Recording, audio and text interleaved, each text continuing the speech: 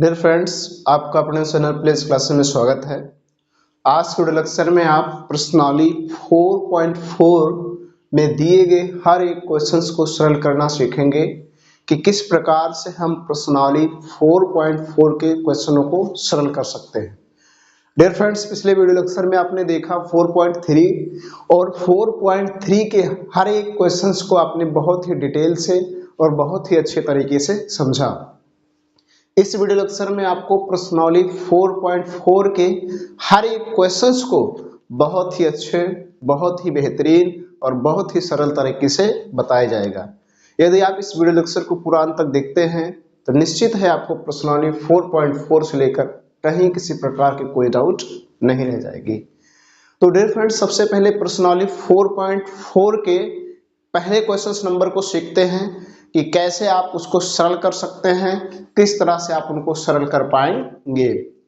तो देखिए, प्रश्नावली 4.4 का पहला क्वेश्चन क्या कह रहा है, निम्न द्विघात समीकरणों के मूलों की प्रकृति ज्ञात कीजिए।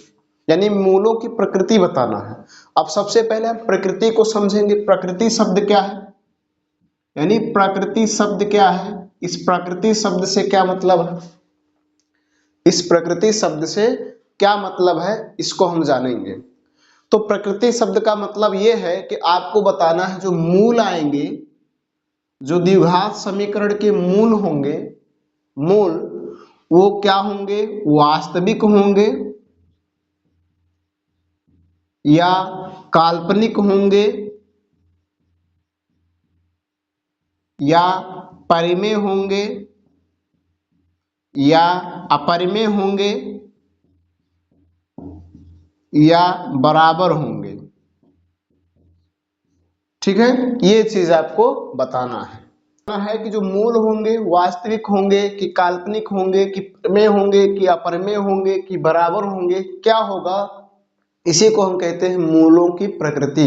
क्या कहते हैं, मूलों की प्रकृति। मूल के बारे में हमें बताना है कि जो मूल होगा वो वास्तविक होगा, काल्पनिक होगा, प्रमेय होगा, अपरिमेय होगा, बराबर होगा, इसी को हम कहते हैं मूलों की प्रकृति। तो आप डियर फ्रेंड्स एक एक पॉइंट्स को समझेंगे कि मूल वास्तविक कब होंगे, मूल वास्तविक कब होंगे।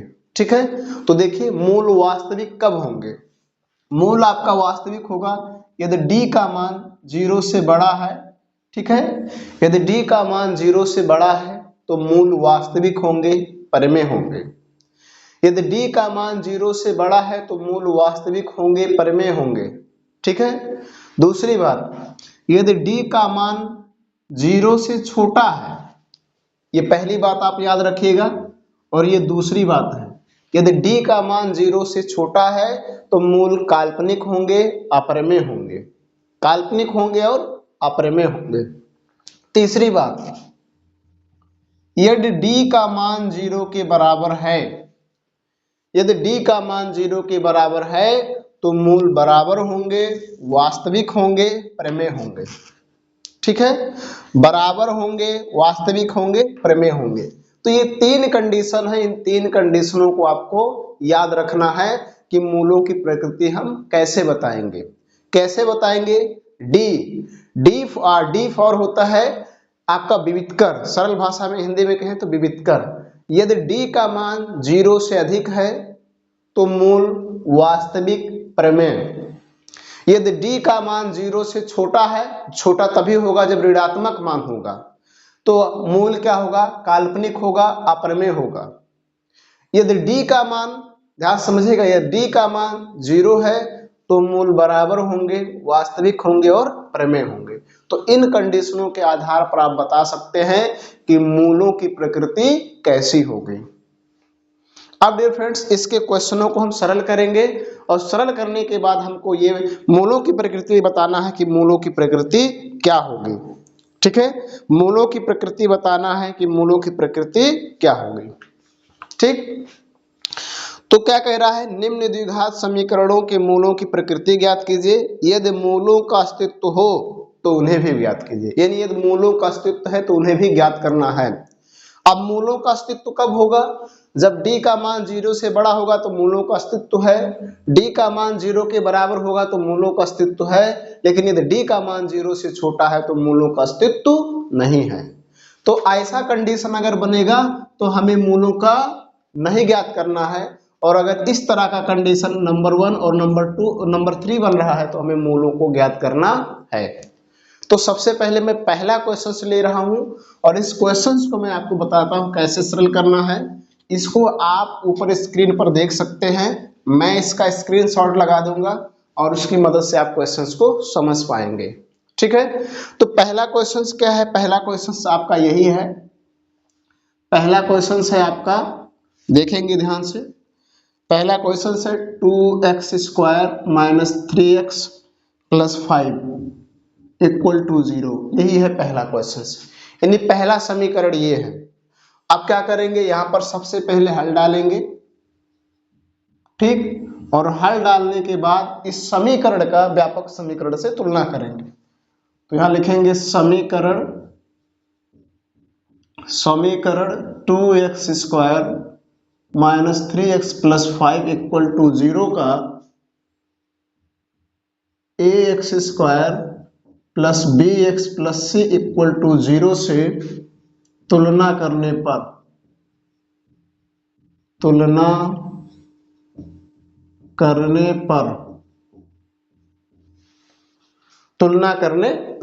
ठीक, तो तुलना कर देंगे। तो जब तुलना करेंगे तो देखेंगे क्या होगा, यहाँ x² है, यहाँ भी x² है, लेकिन यहाँ देखिए ये है और यहाँ a के स्थान पे 2 है, तो ये बराबर आपको मिल गया 2। इसी प्रकार से देखिए यहाँ भी x है, यहाँ भी x है, लेकिन यहाँ b है और यहाँ b के स्थान पर आपका है -3, तो -3 लिख देंगे। ठीक, इसी प्रकार से देखिए यहाँ c है और यहाँ c के स्थान पे 5 है, तो 5 लिख देंगे। प्लस है तो नहीं लिखा जाएगा, माइनस चिन्ह है तो लिखा जाएगा। अब हमें मूलों की प्रकृति ज्ञात करने के लिए इस फार्मूले का यूज करना है, d equal to b² minus 4ac, इसका मान निकालना है। ठीक है, तो b का मान है -3 का वर्ग कर देंगे, फिर -4 गुणे ये a का मान 2 गुणे c का मान 5, वर्ग करेंगे तो 3 का वर्ग करेंगे, माइनस प्लस बन जाएगा, 3 त्रिक का 9, माइनस 5 दूना 10 और 10 चौक 40, 40 आ गया। माइनस प्लस घटेगा, कौन सा चिन्ह लगाएंगे जो बड़ा होगा, बड़ा आपका 40, इसलिए -40 में से 9 घटाएंगे, आपका आ जाएगा 31।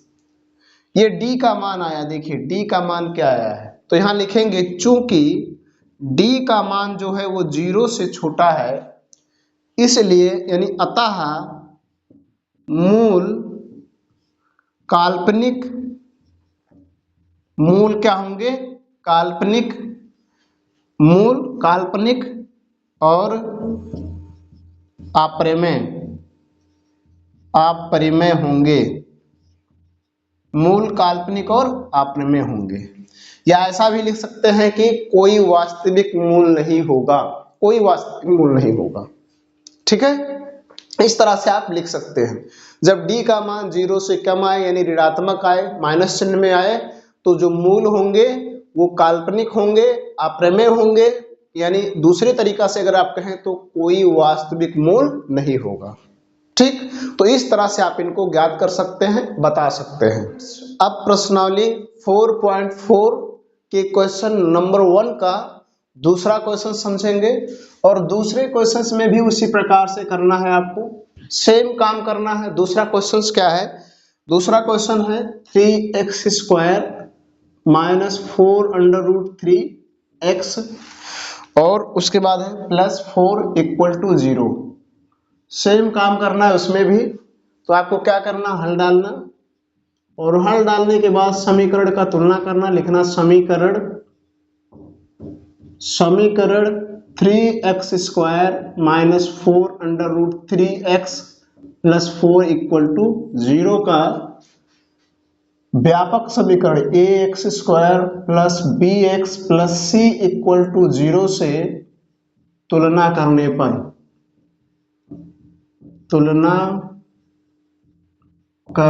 पर ठीक है, तुलना कर दीजिए।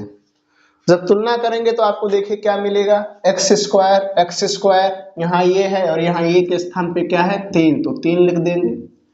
यहाँ देखिए बी एक्स है, एक्स यहाँ एक्स है, यहाँ बी के स्थान पे -4 करड़ी में 3, और यहाँ देखेंगे सी है, यहाँ सी के स्थान पे क्या है 4, तो 4 लिख देंगे। फिर से डी का मान निकालेंगे, लिखेंगे चूंकि D equal to B square minus 4ac, B का मान देखिए यहाँ पर लिखा है -4 करड़ी में 3 का वर्ग करेंगे, और -4 गुणे ए का मान 3 गुणे सी का मान 4, गुणा कर लेंगे, माइनस गुणे माइनस, जब भी माइनस का स्क्वायर किया जाएगा तो प्लस बन जाएगा, 4 चौक 16, और करड़ी में 3 का वर्ग करेंगे तो 3 बन जाएगा, और 16 तिया हो जाएगा 48, -4 तिया 12 और 12 चौक 48, घटाएंगे तो क्या हो जाएगा 0, यानी डी का मान देखें यहाँ पर क्या आ गया 0। तो यहाँ लिखेंगे चूंकि डी इक्वल टू 0 अतः मूल बराबर होंगे, मूल बराबर होंगे, क्या होंगे, मूल बराबर होंगे। अब डियर फ्रेंड्स कह रहा है कि जब मूलों का अस्तित्व हो, यानी यहाँ पर मूलों का अस्तित्व है, मूलों का अस्तित्व कब नहीं होगा, जब d का मान ऋणात्मक आ जाए, यानी d का मान 0 से कम आ जाए तो मूलों का अस्तित्व नहीं होगा, और जब मूलों का अस्तित्व नहीं होगा तो हमें मूल ज्ञात नहीं करना है, लेकिन यहाँ मूलों का अस्तित्व है तो हमें मूल भी ज्ञात करना है। अब मूल ज्ञात करने के 3 तरीके हैं, 3 तरीके, पूर्ण वर्ग बनाने की विधि द्वारा, गुणनखंड विधि द्वारा, द्विघाती सूत्र द्वारा। तो जो आपको आसान लगे उस विधि का प्रयोग करके आप ज्ञात कर सकते हैं, और यहाँ पर सबसे आसान विधि आपके लिए है द्विघाती सूत्र। क्या है, द्विघाती सूत्र। तो यहाँ पर आप देखेंगे, इसको राइट हैंड साइड में देखेंगे, इसके नीचे आप सॉल्व करेंगे, लिखेंगे द्विघाती सूत्र से, या लिख दीजिए द्विघाती सूत्र। द्विघाती सूत्र, द्विघाती सूत्र क्या है, x equal to -b plus minus करड़ी में b स्क्वायर माइनस 4ac बटा 2a, ये आपका है द्विघाती सूत्र।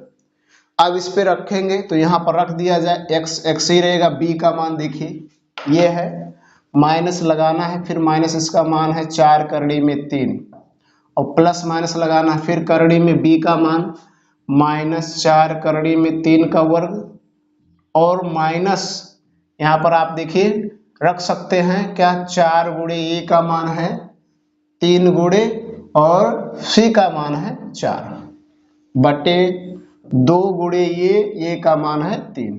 ठीक है, इस तरह से आप मान रख सकते हैं। डियर फ्रेंड्स, अगर आप इस द्विघाती सूत्र को ध्यान से देखेंगे तो यहाँ देखिए लिखा है बी स्क्वायर माइनस 4ac, और बी स्क्वायर माइनस 4ac बराबर होता है डी। तो यदि आप इसको कम लाइनों में कम समय में सरल कर सके तो इसको, इस सूत्र को आप ऐसे भी लिख सकते हैं, यहाँ पर आप लिख दीजिए डी, क्या लिख दीजिए डी। और यहाँ पर देखिए, यहाँ पर भी आप जब ऐसा कर लेंगे, ध्यान से समझिएगा, जब ऐसा कर लेंगे तो यहाँ देखिए करड़ी में हो जाएगा, और डी का मान आप ऑलरेडी निकाल चुके हैं पहले ही, तो यहाँ डी का मान क्या आया है 0, यहाँ रख दीजिए 0। ऐसा का क्या होगा, ऐसा करने से आपको समय की बचत होगी और कम लाइनों में आपका क्वेश्चन सॉल्व हो जाएगा। ठीक, अब समझिए, x इक्वल टू प्लस, ये देखिए माइनस माइनस बन जाएगा प्लस, 4 करड़ी में 3, और प्लस माइनस 0 का वर्गमूल 0 होता है बटे 3 दूना 6, x बराबर हो जाएगा, किसी में 0 जोड़े या किसी में 0 घटाएं, उसके वैल्यू में कोई परिवर्तन नहीं होता है। तो ये आ जाएगा 4 करड़ी में 3 बटे 6। इसको थोड़ा सा हम सरल कर सकते हैं, 2 से भाग देंगे 2, इसमें 2 का भाग देंगे 3, तो आपको मिल जाएगा 2 करड़ी में 3 बटे 3। ठीक, ये आपका होगा आंसर। ये x का वैल्यू मिला, दोनों मूल यही होंगे, पहला मूल भी यही होगा और दूसरा मूल भी यही होगा, क्योंकि आप पहले ही बता चुके हैं कि मूल बराबर होंगे, यानी दोनों मूल वही होंगे। तो इस तरह से आप द्विघाती सूत्र का प्रयोग करके मूलों को ज्ञात कर सकते हैं जब मूलों का अस्तित्व हो। ठीक है, अब हम समझेंगे क्वेश्चन नंबर 3 को। फ्रेंड्स, आपके सामने प्रश्नावली 4.4 के क्वेश्चन नंबर 1 का तीसरा क्वेश्चन है, और तीसरा क्वेश्चन ये हर क्वेश्चन में आपको करना है, इसलिए मैंने पहले से लिख दिया है। क्या लिखा है समीकरण, और कौन सा समीकरण है 2x² minus 6 plus X sorry 2x² minus X plus 3 equal to 0 का व्यापक समीकरण से मैंने तुलना किया है ax² plus bx plus c equal to 0 से। जब भी 0 से तुलना करेंगे तो आपको मान मिलेंगे a b c के वैल्यू। तो a के वैल्यू देखिए यहाँ पर क्या मिलेगा, a का वैल्यू अगर यहाँ देखा जाए x², यहाँ भी x², यहाँ ये और यहाँ के स्थान पे 2 तो 2 लिख देंगे। b इक्वल टू यहाँ x, यहाँ भी x, यहाँ b के स्थान पे -6 -6 लिख देंगे, और c इक्वल टू 3 है तो 3 लिख देंगे। अब d का वैल्यू निकालेंगे तो d इक्वल टू होता है, यहाँ देखेंगे d equal to b² minus 4ac। तो b का मान कितना है -6 का वर्ग करेंगे -4 गुणे ये का मान 2 गुणे c का मान 3। आगे देखेंगे माइनस का वर्ग प्लस बन जाएगा और 6 का वर्ग 36 हो जाएगा, -3 दूना 6 और 6 चौक हो जाएगा 24 इक्वल टू 36 में से 24 घटाएंगे आ जाएगा 12, यानी d का मान 12 आया जो कि 0 से बड़ा है। तो यहाँ लिखेंगे चूंकि d ग्रेटर देन 0 यानी d का मान 0 से बड़ा है, अतः मूल लिखना है, मूल्य नहीं, मूल वास्तविक, ठीक है, अपरिमेय और भिन्न भिन्न, या कह सकते हैं भिन्न होंगे। भिन्न भिन्न यानी अलग अलग होंगे। मूल वास्तविक, अपरिमेय और भिन्न होंगे।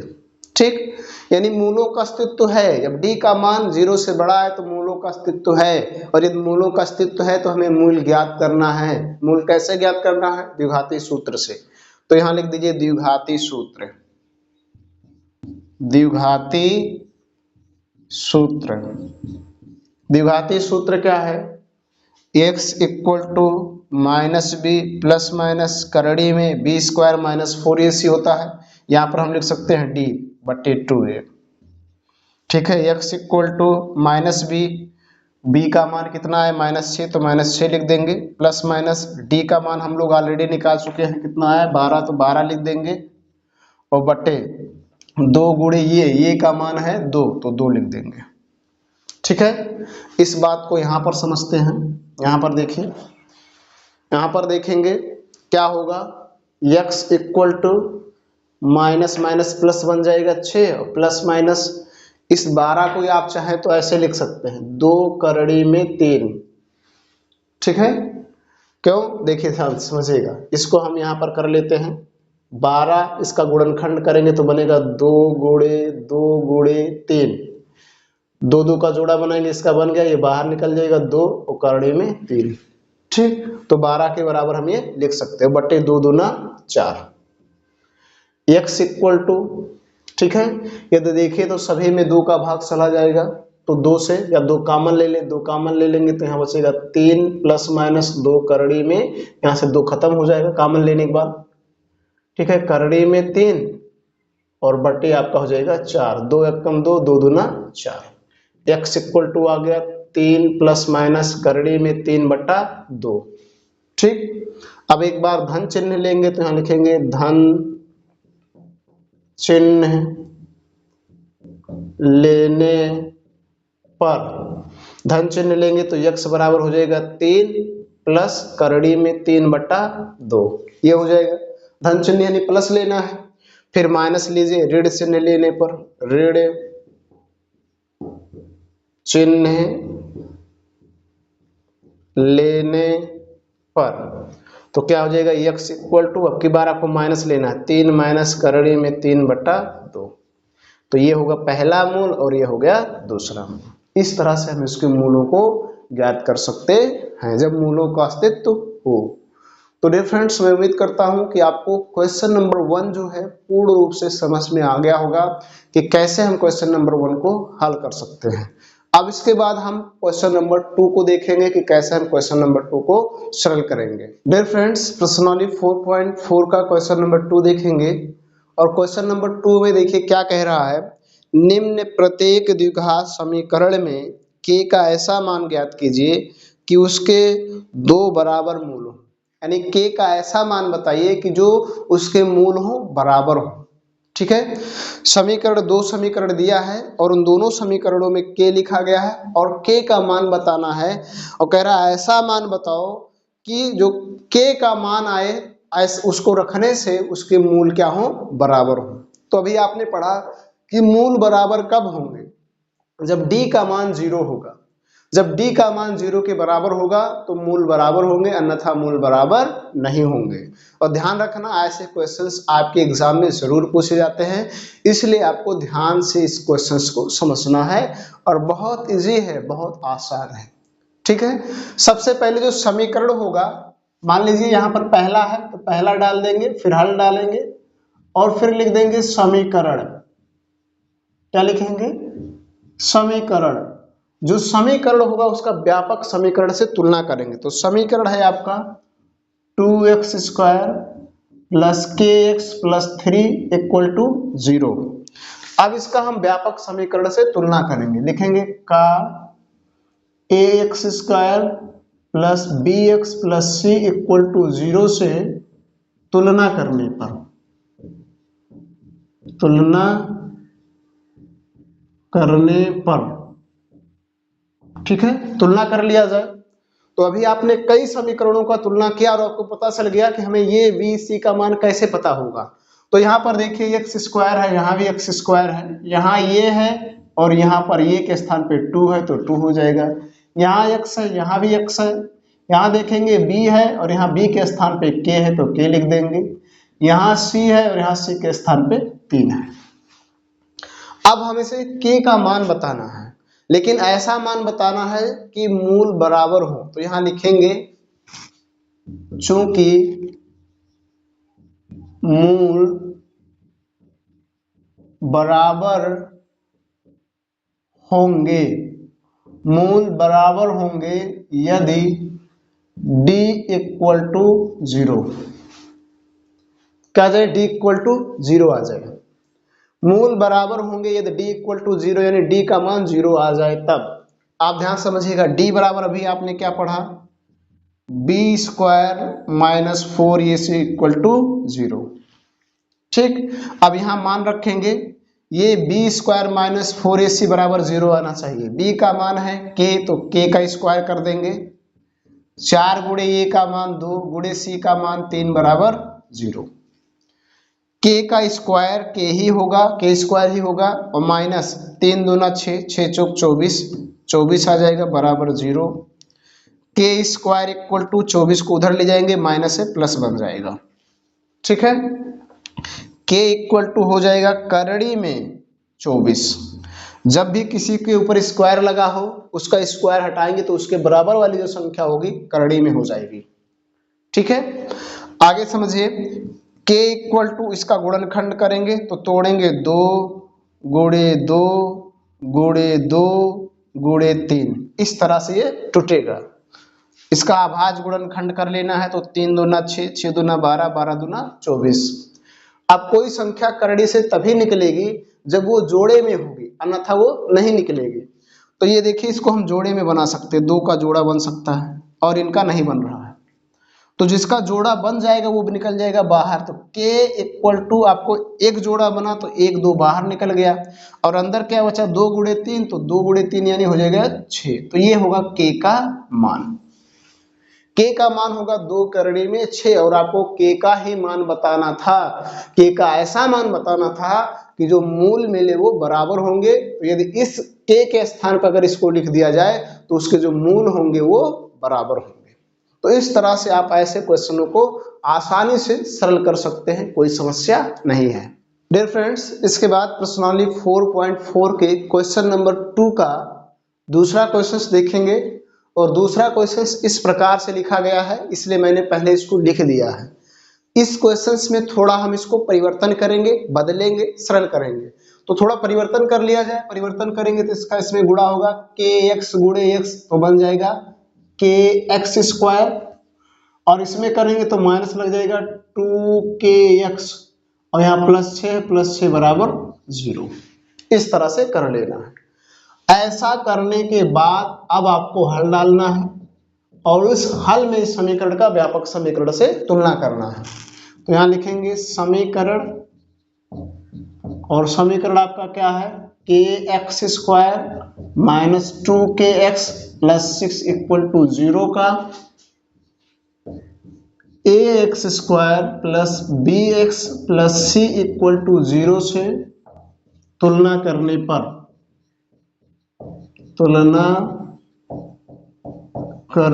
पर क्या कर देंगे, तुलना। तो तुलना किया जाए, यहाँ एक्स स्क्वायर, यहाँ भी एक्स स्क्वायर, यहाँ ये और यहाँ ये के स्थान पे के है, तो ये के स्थान पे लिख देंगे के। ठीक, ए के स्थान पे क्या लिखना है, के। यहाँ देखिए एक्स है, यहाँ भी एक्स है, यहाँ बी है, और यहाँ बी के स्थान पे -2k है, और यहाँ समझेंगे यहाँ सी है और यहाँ सी के स्थान पे 6 है। क्वेश्चन नंबर 2 का है, के का ऐसा मान बताना है कि मूल बराबर हो। तो जैसे भी आपने क्वेश्चन नंबर 1 में किया, सेम ऐसे करना। यहाँ लिखेंगे चूंकि मूल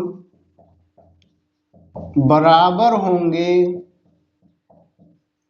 यदि d बराबर 0 हो।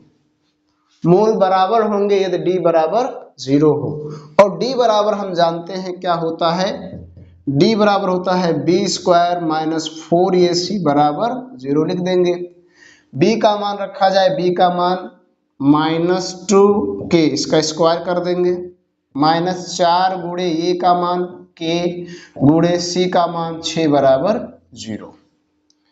माइनस का वर्ग प्लस हो जाएगा, 2 का वर्ग 4 होगा, के स्क्वायर का वर्ग के स्क्वायर हो जाएगा, और ये गुणा करेंगे तो -6 चौक 24 और के हो जाएगा, बराबर आ गया आपका 0। आगे 4k स्क्वायर, इसको उधर लेंगे, माइनस प्लस हो जाएगा, हो जाएगा 24k। ठीक है, आगे समझना ध्यान से, इसको हम ऐसे लिख सकते हैं 4k गुणे k और बराबर यहाँ है 24k। ठीक, इस 4k को उधर ले आएंगे तो इधर बचेगा k, इधर हो जाएगा 24k बटे 4k। ठीक है, अब k से k काट देंगे और 4 से 24 को काट देंगे तो आ जाएगा 6, यानी आपको k का मान मिल गया, k का मान क्या मिल गया, 6। तो ये k का मान होगा।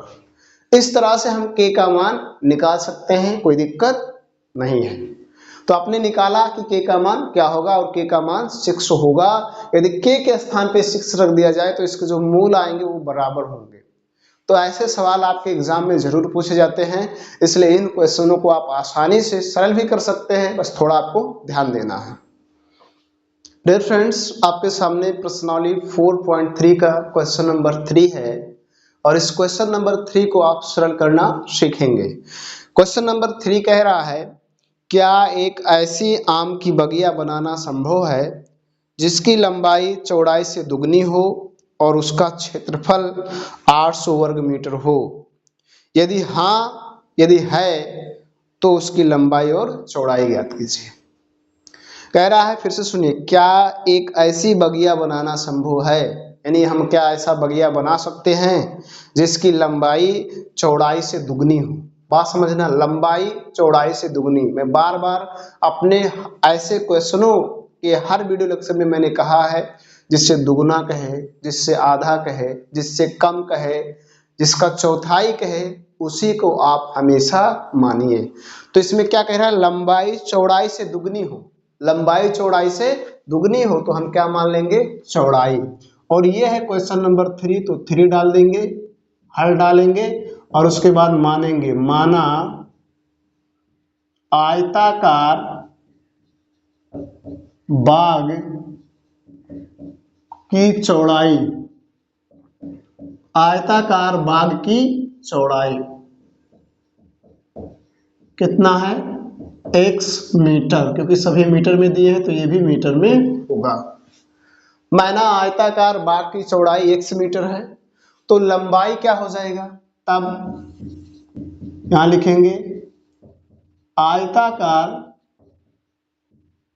बाग की लंबाई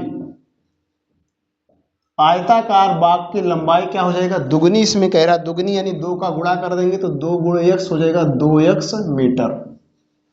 ठीक है, आगे इसमें कह रहा है उसका क्षेत्रफल 800 वर्ग मीटर हो, तो क्षेत्रफल होना चाहिए 800 वर्ग मीटर। तो यहां लिखेंगे चूंकि आयताकार बाग का क्षेत्रफल, आयताकार बाग का क्षेत्रफल कितना है 800 वर्ग मीटर, 800 वर्ग मीटर। आप जानते होंगे कोई भी वस्तु कोई भी जगह यदि आयताकार है, आयत के जैसा है, तो आयत का क्षेत्रफल होता है लंबाई गुणे चौड़ाई, आयत का क्षेत्रफल लंबाई गुणे चौड़ाई। ठीक है, तो यहां रखेंगे आयताकार बाग का क्षेत्रफल है, यहां रखा जाए क्या हो जाएगा लंबाई गुणे चौड़ाई, यहां पर जो चौड़ाई होगा, चौड़ाई बराबर आपको मिलेगा 800 वर्ग मीटर। लंबाई आपने कितना माना, लंबाई आपका है 2x और गुणे चौड़ाई क्या है x, बराबर हो जाएगा 800। गुणा करेंगे, गुणा कर लेंगे x गुणे x तो हो जाएगा 2x स्क्वायर और ये आपका हो गया 800। 2 को उधर ले जाएंगे, x स्क्वायर बराबर हो जाएगा ये 800 बटे 2, x स्क्वायर बराबर भाग देंगे आ जाएगा आपका 400।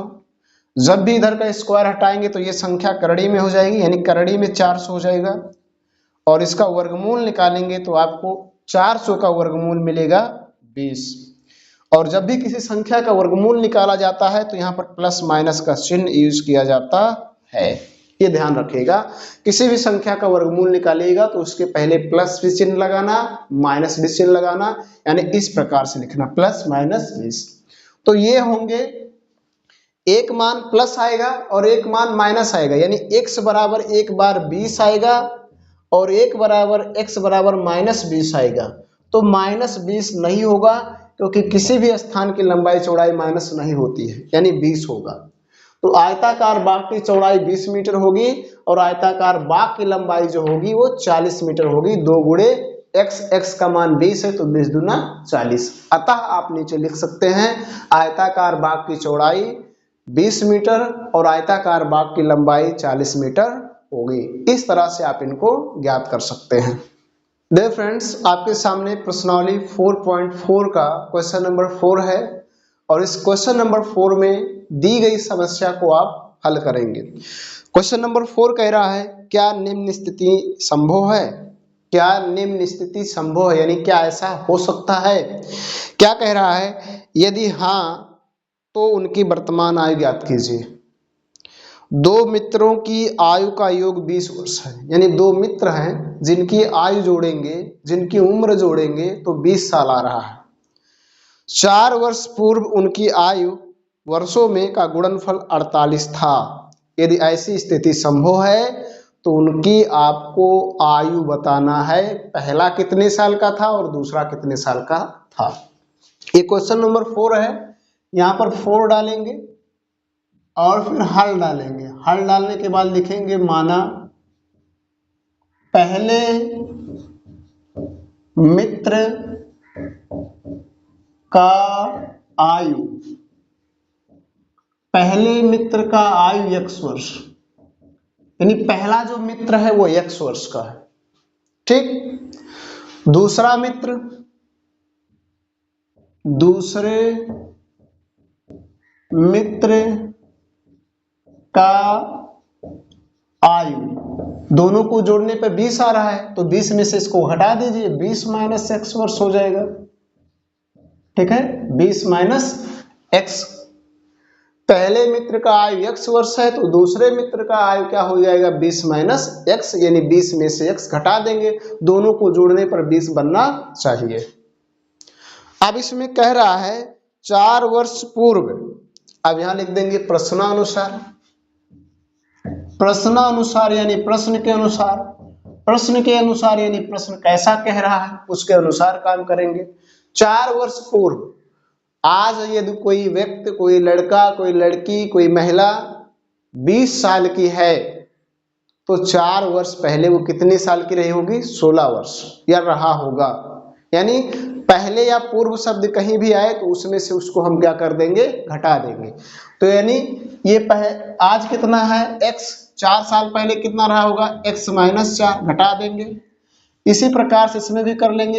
ये आज है 20 माइनस x, इसमें से 4 घटा देंगे, 4 साल पहले इतना रहा होगा। और कह रहा जब इन दोनों का गुणा करोगे तो आपको मिलेगा 48।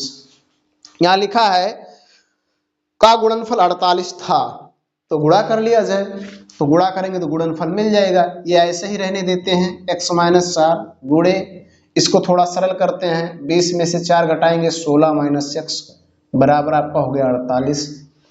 गुणा कर लेंगे, इस x का इसमें गुणा करेंगे तो हो जाएगा 16x, फिर इसमें करेंगे तो माइनस हो जाएगा x स्क्वायर। अब इसमें किया जाए तो माइनस 16 चौक के 64 हो जाएगा, और माइनस गुणे माइनस बन जाएगा प्लस 4x, और बराबर ये आपका 48।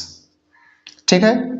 और देखिए इसको पहले लिख लेते हैं माइनस एक्स स्क्वायर, ये प्लस है, ये प्लस है, प्लस प्लस जुड़ जाएगा, प्लस चिन्ह लगेगा, 16 4 हो जाएगा 20x, माइनस 64 है, ये प्लस इधर आएगा माइनस 48 हो जाएगा बराबर 0। यहाँ पर देखेंगे minus x square plus 20x, इसमें कोई चेंजिंग होगा नहीं, माइनस माइनस जुड़ेगा, माइनस चिन्ह लगाएंगे, 8 और 4 12, 6 4 10 11, 112 आ गया बराबर 0। इस एक्स स्क्वायर को आप चाहें तो प्लस बना सकते हैं, माइनस 1 का सभी में गुणा कर दीजिए, तो ये बन जाएगा एक्स स्क्वायर प्लस, ये प्लस माइनस बन जाएगा 20x, और ये माइनस प्लस बन जाएगा 112 बराबर 0। अब कह रहा क्या निम्न स्थितियां संभव है, यानी मूलों का अस्तित्व है, तो मूलों का अस्तित्व पता करने के लिए आपको d का मान निकालना पड़ेगा, और यदि d का मान निकाल लेंगे तो आपको पता चल जाएगा कि हाँ संभव है या नहीं है। यदि d का मान 0 आए तो संभव है, 0 से अधिक आए तो संभव है, 0 से छोटा आए तो संभव नहीं है। इस तरह से आप ज्ञात कर सकते हैं, और निश्चित है अगर आप ऐसा करेंगे तो आपको मिलेगा। और यदि करना चाह रहे हैं तो यही इसी समीकरण का आप तुलना कर दीजिए, का ax square plus bx plus c equal to 0 से तुलना करने पर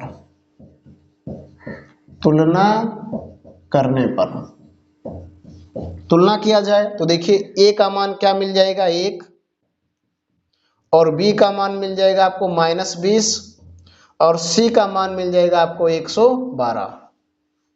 ठीक है। d का मान निकाला जाए, लिखा जाए चूंकि d equal to B square minus 4ac, इसको यहां पर समझ लीजिए। अब मान रखेंगे तो d बराबर हो जाएगा, देखेंगे ध्यान से, d बराबर b का मान देखा जाए -20 है तो -20 का वर्ग, और उसके बाद -4 गुणे a का मान 1 है, गुणे c का मान 112 है, माइनस का वर्ग प्लस होगा, 20 का वर्ग 400 हो जाएगा, और ये -12 चौक 48 यानी हो गया 448। ठीक है, 4 दूना 8, 4 अक्कुम 4, 4 अक्कुम 4। ठीक, d बराबर आपको मिल जाएगा, प्लस माइनस घटेगा, कौन सा चिन्ह लगाएंगे जो बड़ा होगा, तो -48 मिल जाएगा। ठीक है, यहां लिखेंगे चूंकि जो d का मान है वो 0 से छोटा है। ठीक, d का मान 0 से छोटा है, और जब d का मान 0 से छोटा होगा अतः लिखेंगे ऐसा संभव नहीं है, ऐसा संभव नहीं है, यानी इस तरह से नहीं हो सकता, यानी मूलों का अस्तित्व नहीं है तो संभव भी नहीं है। फ्रेंड्स, आपके सामने प्रश्नावली 4.4 का क्वेश्चन नंबर 5 है, और इस क्वेश्चन नंबर 5 में दिए गई समस्या को हल करना सीखेंगे। डियर फ्रेंड्स, क्वेश्चन नंबर 5 कह रहा है क्या परिमाप 80 मीटर तथा क्षेत्रफल 400 वर्ग मीटर के एक पार्क को बनाना संभव है? यदि है तो उसकी लंबाई और चौड़ाई ज्ञात कीजिए। लंबाई और चौड़ाई बताना है।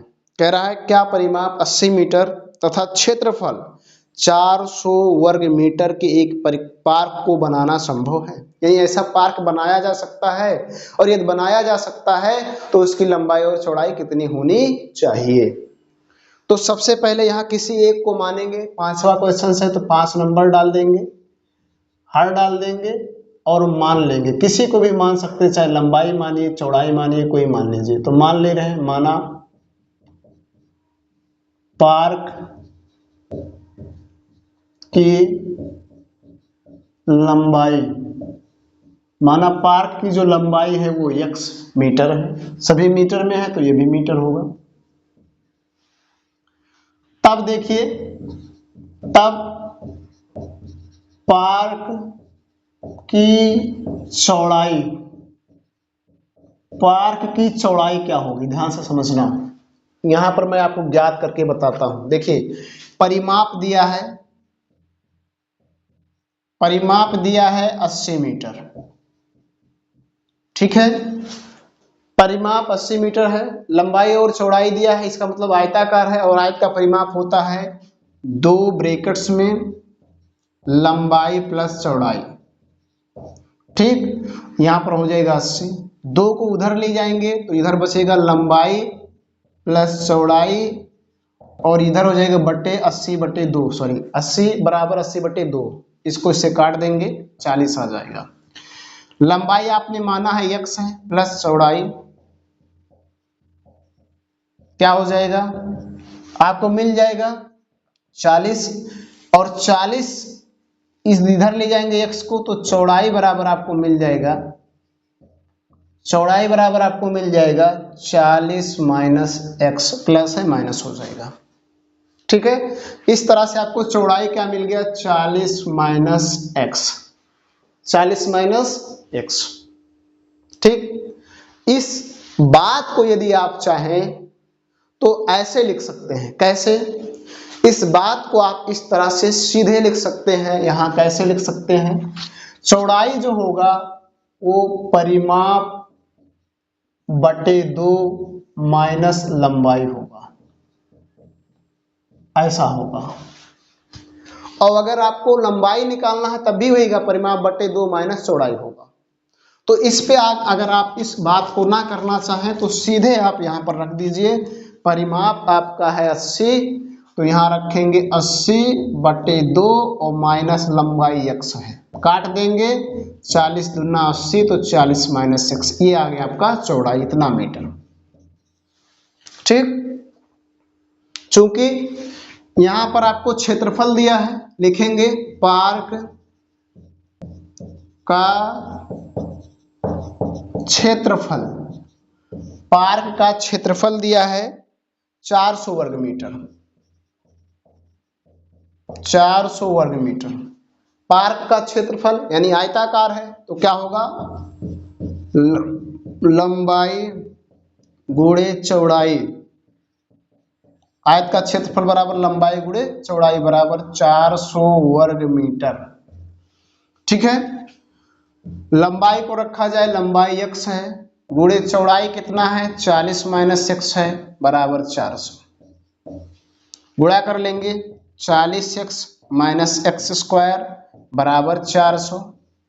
इसको ऐसा लिख सकते हैं, ध्यान से देखना, माइनस एक्स स्क्वायर, ये प्लस है प्लस 40x, और ये माइनस इधर आएगा, सॉरी प्लस है माइनस हो जाएगा, बराबर 0। यदि हम इसको प्लस बनाना चाहें तो -1 का सभी में गुणा कर दें, -1 का गुणा करेंगे क्या बन जाएगा, x square minus 40x plus 400 बराबर 0। अब आपको पहले ये बताना है क्या ऐसा पार्क बनाया जा सकता है, क्या ऐसा पार्क बनाना संभव है। तो ऐसा पता करने के लिए मूलों की प्रकृति ज्ञात करेंगे, और मूलों का प्रकृति ज्ञात करने के लिए हम इसका व्यापक समीकरण से तुलना करेंगे। तो यहां लिखेंगे का ax square plus bx plus c equal to 0 से तुलना करने पर, तुलना करने पर, तुलना कीजिए। तो जब तुलना करेंगे तो ये देखिए यहाँ ये है और यहाँ ये के स्थान पे कुछ नहीं है तो 1 होगा। फिर देखिए b, यहाँ b है और यहाँ b के स्थान पे -40 है तो -40 हो जाएगा। यहाँ c है और यहाँ c के स्थान पे 400 है तो 400 हो जाएगा। अब इसको हम यहाँ पर रखेंगे, इस साइड में देखेंगे, इस साइड में हमें d का मान निकालना है। d बराबर होता है b square minus 4ac। b का मान है -40 तो -40 रख देंगे। -4 गुणे a का मान है 1 गुणे c का मान है 400। माइनस का वर्ग प्लस होगा, 40 का वर्ग हो जाएगा 1600 और माइनस 4 चौक 16 यानी ये भी हो जाएगा 1600, घटा देंगे आ जाएगा 0। d बराबर 0 आया है, यहाँ लिखेंगे चूंकि d इक्वल टू 0 अतः मूलों का अस्तित्व है, यानी ऐसा संभव है। यहाँ लिख देंगे अतः ऐसा संभव है, ऐसा संभव है। अब कह रहा है जब संभव है तो लंबाई चौड़ाई बताइए। तो लंबाई चौड़ाई बताने के लिए जब इतना काम कर ही लिए हैं तो यहां द्विघाती सूत्र लगा दीजिए। द्विघाती सूत्र से, द्विघाती सूत्र क्या है, x equal to -b plus minus करड़े में b square minus 4ac, b square minus 4ac के बराबर d होता है तो d रख दीजिए और बटे 2a। x equal to minus b का मान है -40 तो -40 रख दीजिए और प्लस माइनस d का मान आप निकाल चुके हैं, 0 आया 0 रख दीजिए बटे 2 गुणे ये a का मान 1। x equal to minus minus plus हो जाएगा 40 प्लस माइनस 0 का वर्गमूल 0 ही होगा बटे 2। किसी भी संख्या में 0 जोड़िए या 0 घटाइए, कोई उसके वैल्यू में चेंजिंग नहीं होता है। तो x इक्वल टू आपको मिल जाएगा 40 बटे 2 और जब भाग देंगे 40 में 2 को तो आप मिल जाएगा 20, यानी x बराबर आपको मिल गया 20। और बताइए x किसको माने थे आप, लंबाई को।